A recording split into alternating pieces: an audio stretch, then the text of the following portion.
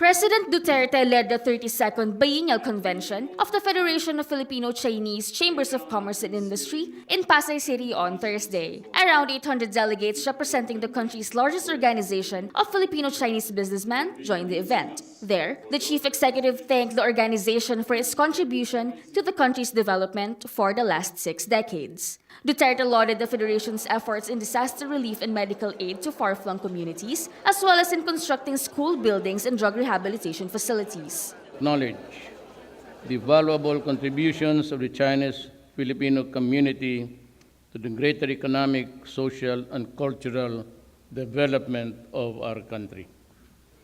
By devoting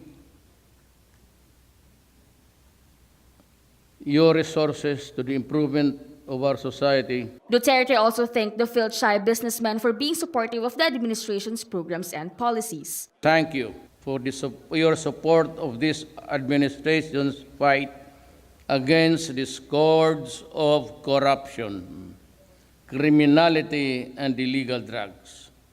Through your deeds, you have become our important partner in building the foundations of a more inclusive and sustainable society. President Duterte called for continued cooperation between China and the Philippines, noting that the two nations' friendship has been beneficial to marginalized members of both communities. Indeed, the meaningful ties of friendship forged between Chinese and Filipinos have enabled us to empower our people, especially those who are vulnerable and marginalized.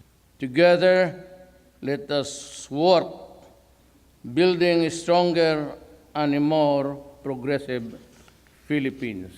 In a separate event on the same day, Duterte expressed confidence in the country's ties with the Asian giant. He told reporters that a case filed by former Philippine government officials against Chinese President Xi Jinping is unlikely to dent that friendship. Recall that former Ombudsman Conchita Carpio Morales and former Foreign Affairs Chief Albert Del Rosario joined local fishermen in filing a complaint before the ICC against Xi Jinping. The complainants are accusing Xi and the Chinese government of committing crimes against humanity for environmental damage in the South China Sea. But Duterte doubts that the case will hold water, since both the Philippines and China are not part of the Rome Statute. The Philippines is a democratic country, and anybody can bring a suit against anybody.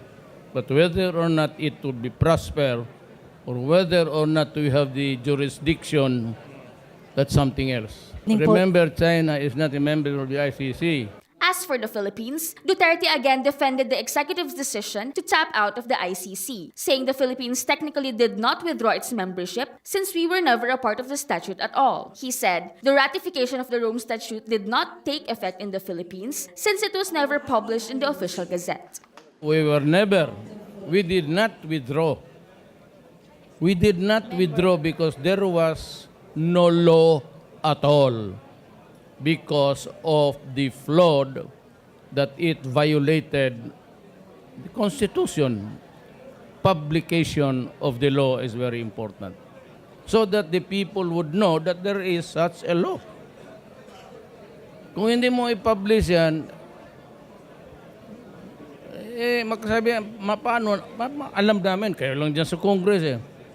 By publishing it, it puts everybody on constructive notice na merong batas.